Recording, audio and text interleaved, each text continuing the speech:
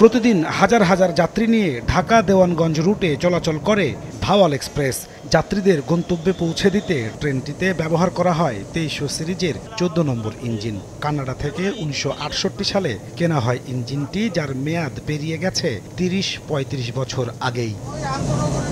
ইঞ্জিনের ভেতরের অবস্থা খুবই করুণ। কোনো ইলেকট্রিক ডিভাইসই এখন আর কাজ করে না। চালকের 3টি হ্যান্ড ব্রেকের 2টি বিকল, ইঞ্জিনের সেফটি ডিভাইস, ডেডম্যান ফুট প্যাডেলের 2টি বিকল। দুর্ঘটনার সময় ব্যবহার করা এমার্জেন্সি ব্রেকই নাই মেয়াদ উত্তীর্ণ ইঞ্জিনটিতে। আমার পাশে অটোমেটিক নাই।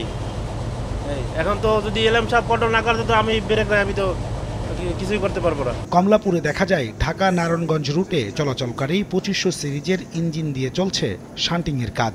এই ইঞ্জিনটির ব্রেক চাকার সঙ্গে বেঁধে রাখা হয়েছে বেড়া বাঁধার সাধারণ জিআই তার দিয়ে। এটা যে নষ্ট আপনারা লিখিত দিয়ে জানান নাই,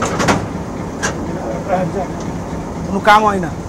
কমলাপুর ওয়ার্কশপের কর্মীরা বলছেন দেশের 70% ইঞ্জিনের মেয়াদ পেরিয়ে গেছে বহুকাল আগেই। এমনকি পুরানো ইঞ্জিন মেরামতের যন্ত্রাংশও এখন আর পাওয়া যায় না। পাকিস্তান আমলে ইঞ্জিনিয়ার আছে, আমরা তো এই রিভাইভের ভর্তি।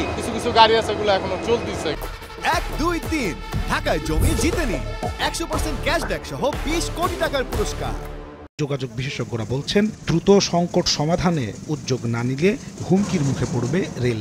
ইঞ্জিনগুলি যদি আমরা অতি দ্রুত কেনার ব্যবস্থা না করি, আসলে আমাদের রেল পুরো ব্যবস্থাপনায় আমি মনে করি একটা খাদের কিনারায় চলে যাবে। তবে রেল কর্তৃপক্ষ বলছে এই ব্যাপারে নেওয়া হয়েছে উদ্যোগ। মিটার গেজে 50টা লোকোমোটিভ সিটি আসবে 2030-এর মধ্যে। এটা মোটামুটিভাবে সব সংকটই কেটে যাবে। আর ইঞ্জিন সংকটের কারণে প্রতিনিয়ত শিডিউল বিপর্যয়ের বিপাকে পড়ছেন যাত্রীরা।